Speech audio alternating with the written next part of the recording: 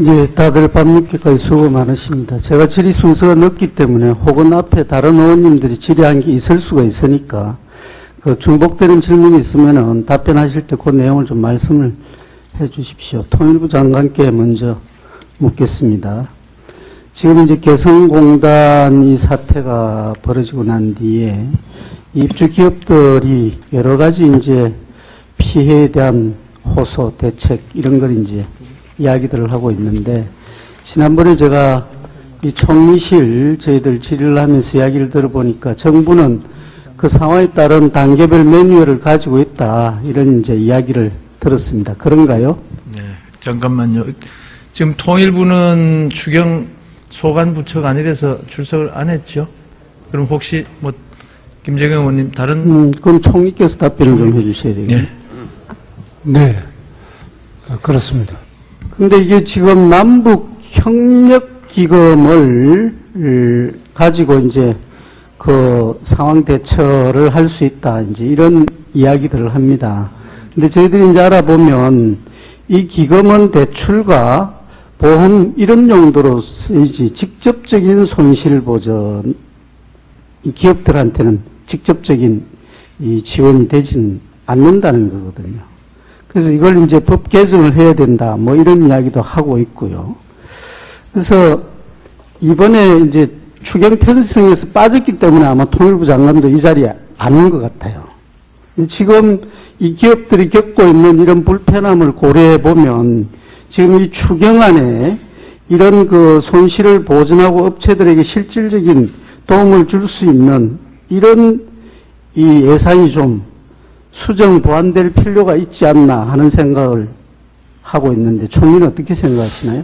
그 남북협력기금에 의해서 우선 대출하는 형식으로 해서 어려움을 1차 해소하고 더 필요하면 예산상의 조치가 필요한지 여부는 또다시 검토를 해보겠습니다.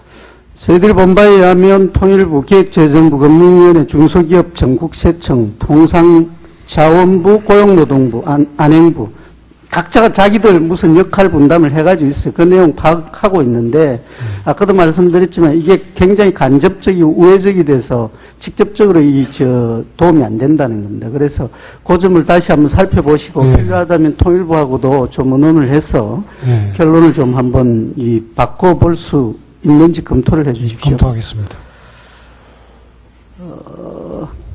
금융위원장님 오셨나요? 예, 나와 있습니다. 이건 어쩌면 누군가가 질의를 했을 것 같은데, 이번에 이제 올해 12조 정도의 보금자리론에 대한 수요가 예상하고 정부가 이번 추경에 주택금융공사 출자 예산을 1천억 지금 반영을 하고 있죠. 예, 그렇습니다. 그래, 이게 이제 이 12조 원이라는 게 올해 1월에 3월까지 실적을 이제 토대로 해가지고, 주택담보대출의 계절적 요인, 그리고 이번에 정부가 발표한 주택거래 정상화 대책에 따른 추가 수요, 이런 게 조금 반영이 안 된 거 아니냐. 그래서, 최대 아마 15조가 될 것이다, 이런 예상을 하고, 주택금융공사의 지급보증비율 35배를 적용하면은 총 한 2,300억 정도 출자 예산이 필요하다. 그래서 1,000억 이외에 추가로 한 1,000억 정도는 적어도 더 반영이 되어야 된다, 뭐 이런 이야기가 있는 모양이던데요. 예, 의원님 말씀대로 저희가 좀 보수적으로 잡은 부분이 있습니다. 한 12조 정도로 잡았는데, 맥시멈으로 나가면 한 15조 정도 나갈 것 같으면 한 1,000억 정도는 더 필요한데요. 사실 또 재정이라는 게 또 항상 한정돼 있기 때문에 주택금융공사에만 다 출자하는 건 어렵고, 다른 재원에 여유가 있다면 이쪽에 의원님들 심의하시는 과정에서 증액을 시켜주시면 저희가 아주 소중하게 쓰겠습니다. 이번에 이게 이제 추경을 하는 게 결국 서민들 일자리 이런 것 등등이니까 그 추경의 목적하고도 이거는 부합하는 부분이 있으니까 우리 기획재정부 장관님께서 같이 좀 한번 봐주십시오. 네, 알겠습니다. 진행장관님 아까 어디 앉아 계시던데. 요즘 우리 진주 어려움 때문에 상당히 고심도 많이 하시고 진주 다녀가신 데 대해서 감사를 드립니다.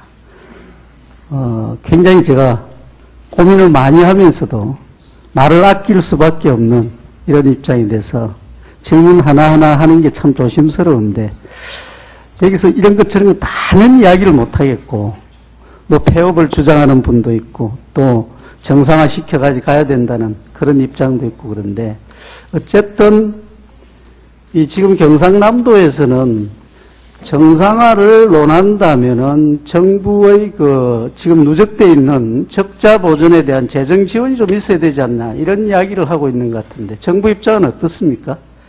저희가 지금 지방의료원 지원에서 운영비 지원을 안 하고 있습니다. 그러니까 시설 장비 지원을 하고 있고 그래서 진주의료원만 특히 어떻게 그런 부분을 지원한다는 것은 형평성 차원에서 지금 고려하기가 어렵고요.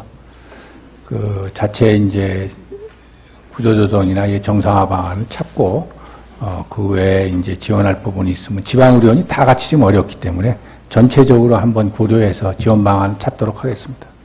방금 참 말씀을 잘 하셨는데 제가 보기에는 이게 진주 어려움만의 문제가 아닐 것입니다. 문제가 지금 이제 이 터진 게 이제 이쪽이라서 그렇지 지방 의료원 자체가 다들 비슷비슷한 이런 문제를 안고 이제 차제에 정부의 뭐 저 보건복지부만 나서서 될 것 같지도 않고 관련 기관들이 좀 함께 나서서 정말 한번 들여다보고 문제가 있으면은 이거 고치라고 또 이야기도 하고 지원할 게 있으면 지원도 하고 뭐 이런 이제 좀 노력이 필요하겠다 이렇게 싶어요. 예, 그러니까 공공의료기관으로서 지방의료원 전체가 한번 이번 기회에 다시 한번 이렇게 살펴보고 발전 방안을 모색하는 기회가 돼야 한다 이렇게 생각하고 있습니다. 하여튼 좋은 쪽으로 결론이 날 때까지 지속적인 관심을 좀 당부를 드립니다. 예, 그렇게 하겠습니다. 마치겠습니다. 네. 김재경 의원님 시간을 아껴 써주셔서 감사합니다. 다음은 존경하는 민주통합당 박민수 의원님 질의해 주시기 바랍니다.